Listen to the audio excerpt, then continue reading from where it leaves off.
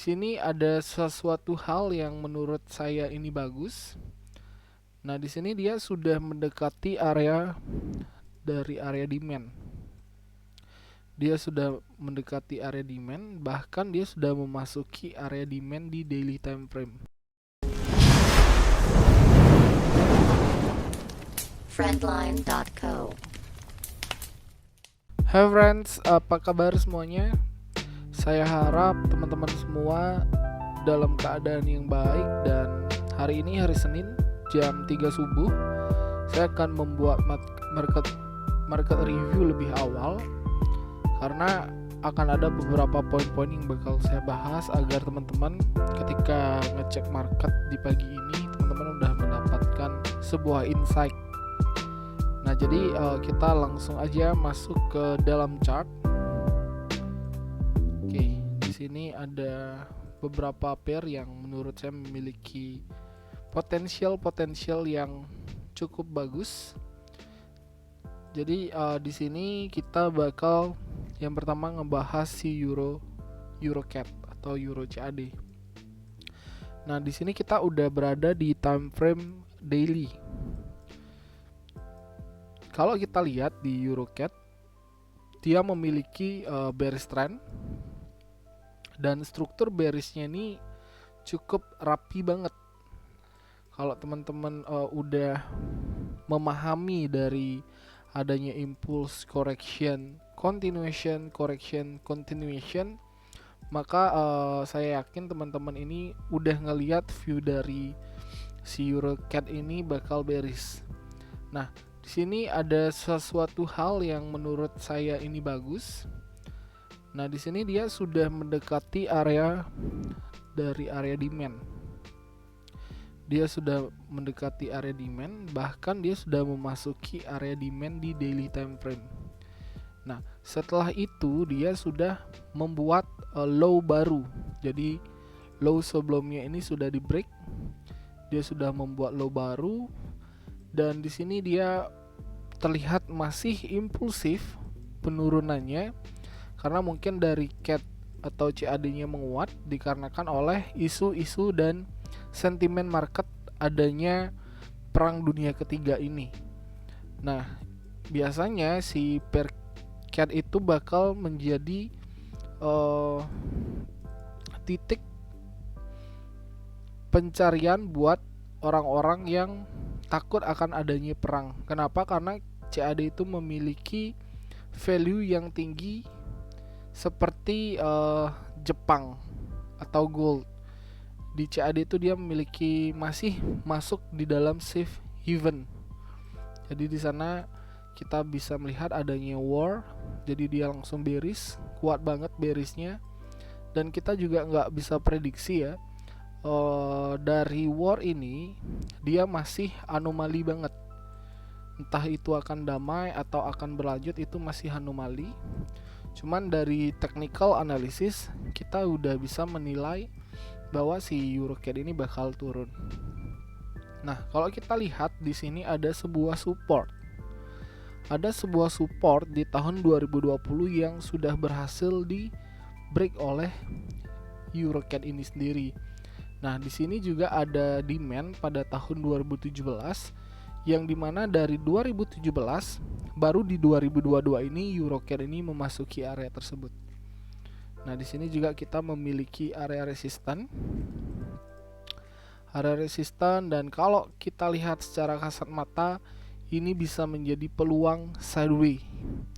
Jadi dari sini kita bisa melihat ada peluang dia memiliki sideways trend yang masih sideways. Nah, ini juga kita bisa melihat ada support yang paling dalam. Kalau kita lihat di tahun 2015 dia memiliki support terdalamnya dia dari tahun 2013 dia hit di sini, 2015 hit lagi, dan sekarang 2022 mungkin nggak sih si EuroCAD ini dia masuk ke area support tersebut. Nah, di sini kita bakal ngebahas si EuroCAD. Kalau kita lihat di sini ada sebuah demand ya yang dimana ketika harga itu menyentuh ke sini dia langsung mantul. Jadi di sini kita bisa melihat ada base, di sini juga ada demand, di sini puncak demand yang ngebuat dia reverse. Nah, poinnya di sini adalah kita bisa melihat dari respon candlenya nanti. Mungkin si Rocket ini jika dia memang kuat untuk turun, dia turun lagi, maka di sini kita bakal ngincer dari adanya correction atau struktur market lower high. Jadi di sini kita bisa gincar ada fresh dari supply. Di sini ada fresh supply. Jadi di sini kemungkinan besar dia turun. Ketika dia turun, kita akan incar buy-nya di area bottom-nya ini. Oke. Jadi kalau kita lihat di sini sudah clear banget. Trennya itu lagi sideways kalau kita lihat dari big view-nya. Dan di sini juga kita bisa memasangkan sebuah trend line. Nah, di sini kita bisa memasang sebuah trend line yang dimana di trend line ini dia masih melewati ya. Di sini dia break dari area trend line yang ini. Dia break. So, kita bisa menunggu lagi satu kali dia turun. Kita bakal mencari buy-nya dia. Nah, kita breakdown ke time frame yang lebih kecil. Nah, di sini ada time frame 8 jam. Kalau kita lihat di time frame 8 jam di sini sudah ada 2 rejection. 2 rejection tetapi dia masih strong untuk turun. Oke, 2 rejection dia masih strong untuk turun. Turunin lagi ke 4 hour. Di 4 jamnya dia masih lumayan strong. Sini kita bisa lihat ada bearish candle. Ini candle gajah banget. Dan di sini dia terlihat ke reject di area trend line. Nah, di time frame 1 jam, di sini kita juga bisa melihat adanya sebuah fresh supply. Oke, di sini ada fresh supply yang dibuat oleh si Eurocat. Nah, kemungkinan besar jika memang dia ini bullish masuk ke area supply tersebut, dia masih berkemungkinan untuk turun. Nah, dari bantuan indikator di sini dia udah mau membentuk sebuah bullish divergence, cuman dia belum terlalu bagus bullish divergence-nya. Kita tinggal menunggu kalau dia memang buat lower high di sini untuk ngetes lagi, lalu dia turun. Di sini kita bakal mencari titik reversal. Nah, jadi plan untuk si Rocket ini kita bisa menunggu di area yang ini ya, yang saya lingkarin. Ini mungkin di area yang garis oranye ini. Kita menunggu dia sampai di sana, lalu berharap dia turun lagi sekali ke area support. Jadi ini range-nya di garis oranye juga. Kalau kita mau nge-short juga boleh di sini. Kita tinggal menunggu rejection. Taruh stop loss-nya di atas dari area tersebut. Targetnya ini lumayan, sekitar 200 pip. Ada risk to reward 1/6. Jadi potensial kita dapat 236 pips. Ini untuk si Eurocat. Setelah dia turun sampai di area support, baru kita bisa ngincar buy-nya. Jadi kita bakal dapat beberapa momen nih. Nah, kalau dari 1 jam juga di sini udah korektif. Udah bagus, ada sebuah channel yang mungkin akan terbentuk di sini. Oke. Kita punya plan pertama di Eurocat. Next, kita ada gold seperti biasa. Gold juga lagi bagus banget. Kita masuk ke chart gold. Remove. Nah, seperti plan yang udah kita bahas di MMR sebelumnya. Jadi di MMR sebelumnya kita udah forecast bahwa si gold ini bakal bullish kalau dia nggak bisa break dari area ini. Dan ternyata dia beneran punya movement yang cukup bagus. Jadi dia punya movement yang cukup bagus. Di sini kita punya resisten, di mana resisten ini masih di area trendline. Jadi 1780 ini ada area trendline. 1780 ada area trendline dari trendline yang ini. 1 2 3. Nah, jadi di sini resistannya dia itu ada di 1975 dan resistan dari trendline itu berada di 1780. Nah, kalau kita lihat di sini ada potensialnya dia membentuk double top. Di sini ada potensial dia membentuk double top. Oke, di sini ada potensial double top dan juga ada sebuah corrective movement. Atau mungkin ini nanti bisa menjadi ABW atau ascending broadening wedge. Nah, kenapa saya interest sama si gold? Jadi walaupun kita di dalam dunia nyata memiliki isu-isu dari Perang Dunia Ketiga ini, dari technical analysis kita bisa memanfaatkan sebuah momentum. Kalau kita lihat dari monthly time frame, di sini dia memang lagi bullish banget. Nah, di sini dia udah masuk ke corrective movement. Di sini dia udah mencoba untuk impuls lagi.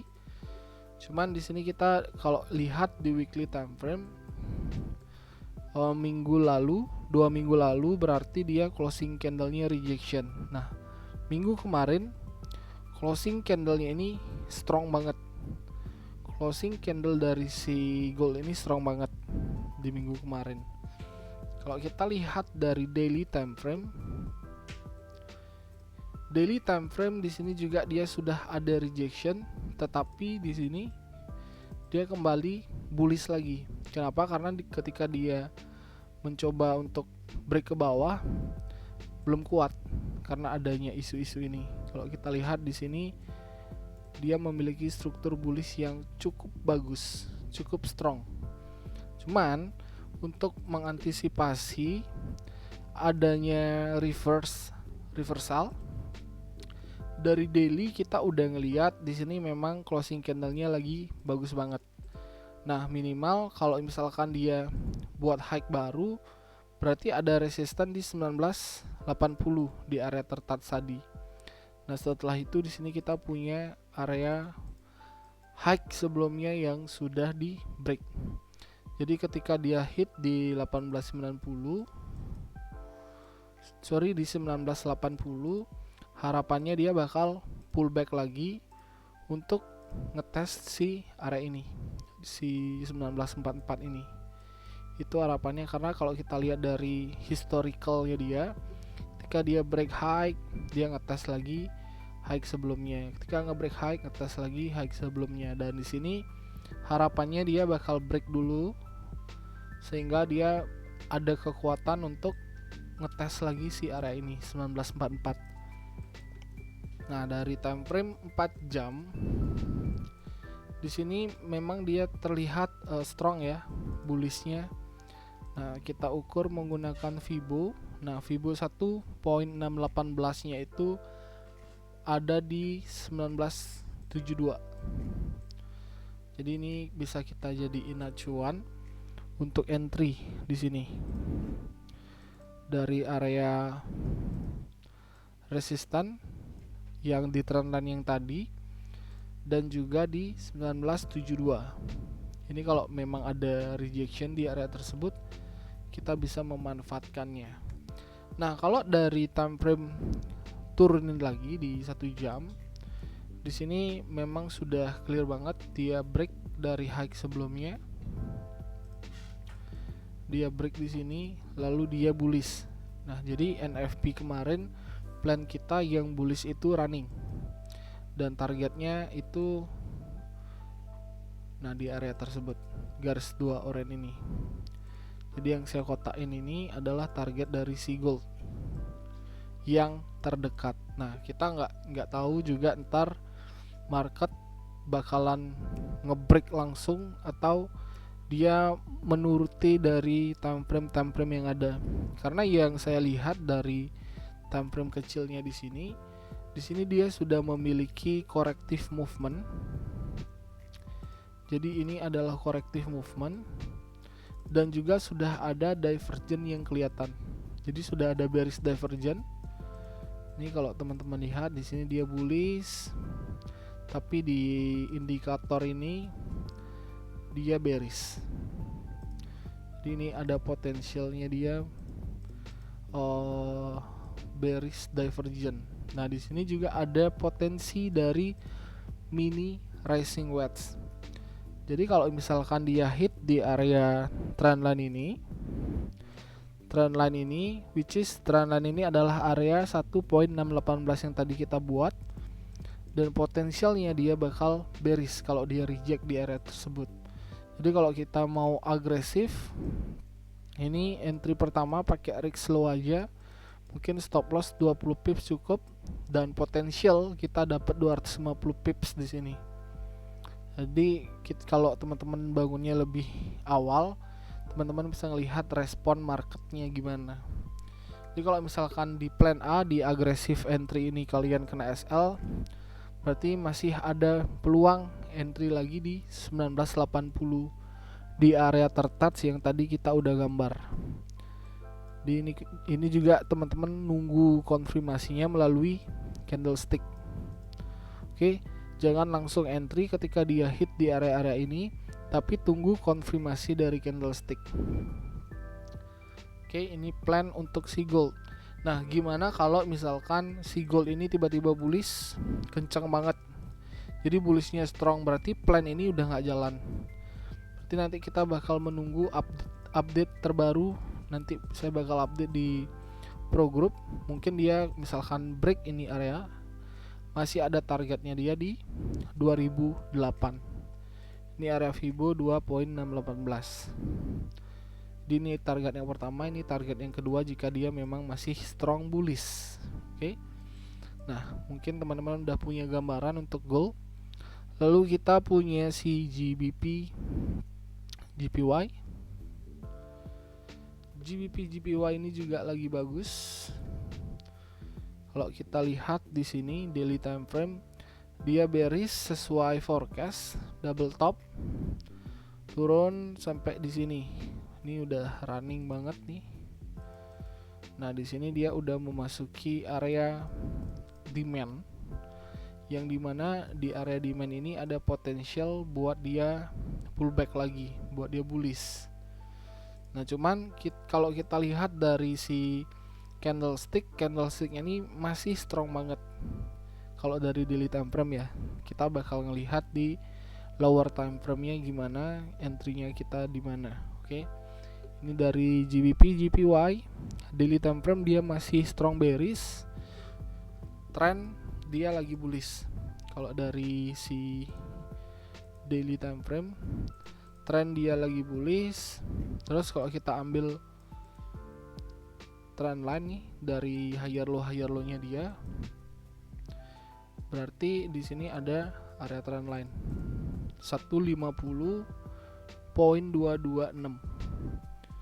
Ini adalah area trend line yang udah dibentuk dari lumayan lama nih, dari 2020. Nah, di sini pas juga di area support yang berkali-kali di respect oleh si GBP JPY.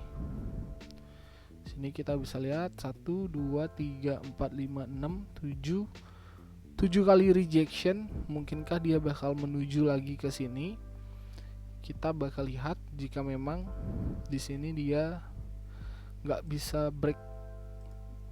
Jadi di sini masih ada fresh supply yang belum dites, which is itu ada potensial dia untuk membuat lower high. Oke, kalau kita turunin ke 8 jam. 8 jam di sini dia udah memasuki dari area demand-nya dia. Dia udah memasuki area demand dan ada fresh supply di sini. Kalau kita turunin ke 4 jam, fresh supply-nya ada. Nih kita buatin zone 1. Sini ada fresh supply. Di sini juga ada. Jadi kita tinggal menunggu confirm untuk dia kapan kita ngebuy. Jadi di sini ada area-area pembuatan lower high dari si GBP JPY. Jadi ketika dia sudah memiliki lower high, berarti next targetnya dia ada potensial buat turun lagi lanjut. Karena di sini dia masih respect ke bearish trend.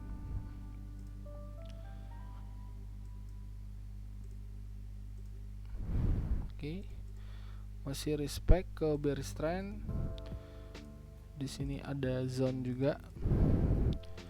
Misalkan 2 zone yang ini nggak di respect, berarti kita masih punya zone ketiga. Ini adalah area trend line, ini juga adalah area supply. Oke, di sini kita tinggal ngelihat ketika dia bullish, sekuat apa dia bullish. Nanti kita juga bakal update sinyalnya di Friendline Pro Group. Nah, kalau kita lihat dari 4 jam ini udah ada potensial dia bullish divergent. Di sini turun, oke, di sini turun. Di sini indikator menunjukkan bullish. 1 jam time frame. Di sini dia udah punya bearish impulsif banget, dan di sini dia udah ada perlawanan nih. Di sini udah ada perlawanan, ada bullish candlestick yang cukup strong juga. Jadi di sini ada momen untuk kita entry.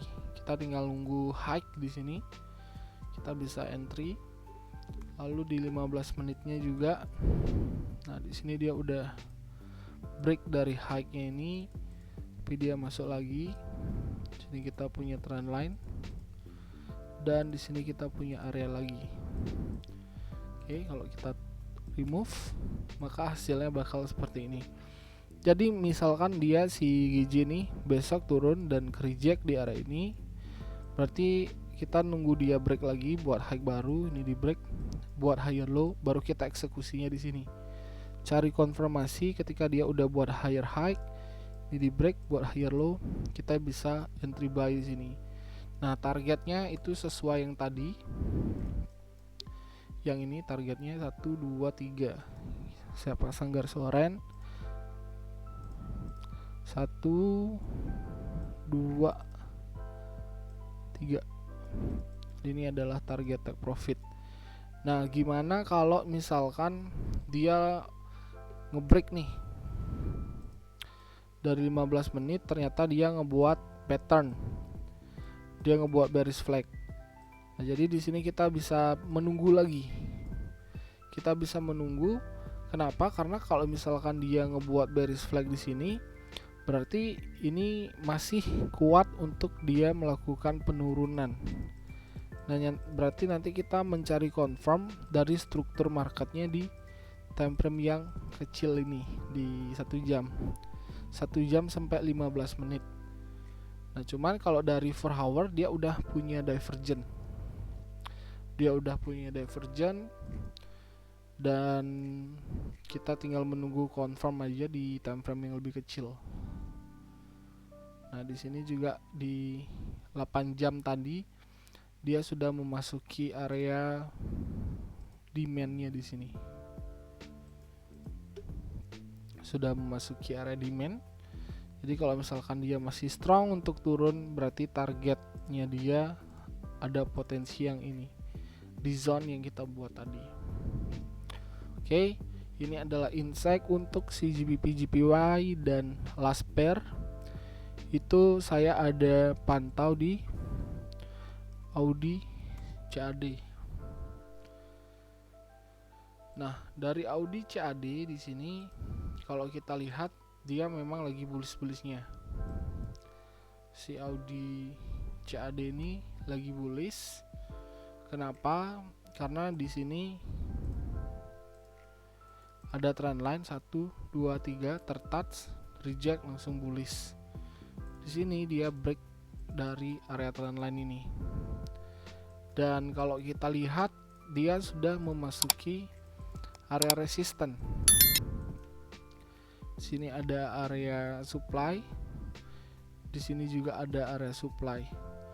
Jadi kita punya dua area supply di sini. 1 2. Nah, kalau kita lihat tren dari si AudiCat ini, dia dalam tren yang lagi bullish di sini. Dia masih bullish. Kalau kita lihat bullish, ini ada potensial dia membentuk higher low di monthly time frame. Nah, di sini ada potensinya dia membentuk higher low.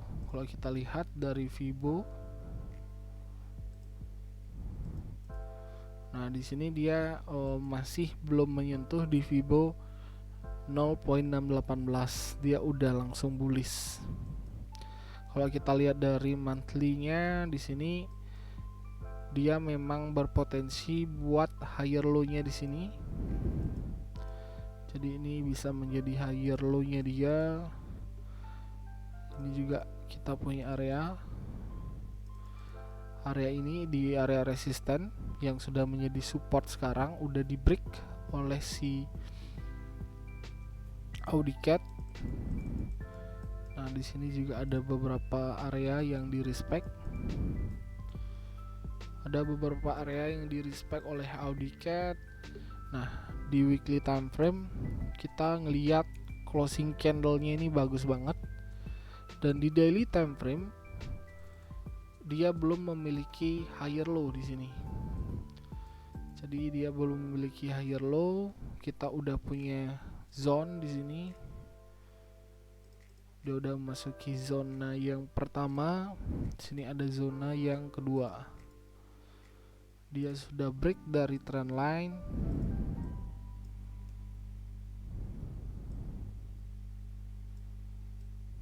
Nah, di sini clear banget dia breakout dari area trend line, dan target kita menunggu rejection di area ini yang di supply pertama. Target dia ngetes lagi ke sini, baru dia lanjut naik lagi. Ini untuk si AudiCat. Nah, di 1 jam di sini dia udah ngeliatin si bearish divergence. Di sini dia turun, di sini dia naik. 15 menit lebih jelas lagi di sini. Bearish divergence-nya lebih jelas lagi. Nah, di sini coba kita buatin sebuah pattern potential. Jadi skenario dia turun lagi ke area support, naik, dan ketika dia hit di area resisten ini kita bisa memantau. Kita bisa short di sini. Stop loss-nya mungkin 20 pips. Targetnya ini lumayan. Target satunya di sini. Target 1 84 pips. Target 2 di 147 pips. Ini adalah area trend line-nya dia di daily time frame. Ini potensial buat si AudiCat. Nah, di sini juga kita agresif entry. Risk-nya itu bisa diturunin dan menunggu konfirmasi dari candlestick. Oke. Mungkin itu aja watchlist dari saya. Jangan lupa di subscribe YouTube channel Fernanco dan di follow Instagram, dan share ke teman kalian yang membutuhkan watchlist buat minggu ini. Thank you for watching.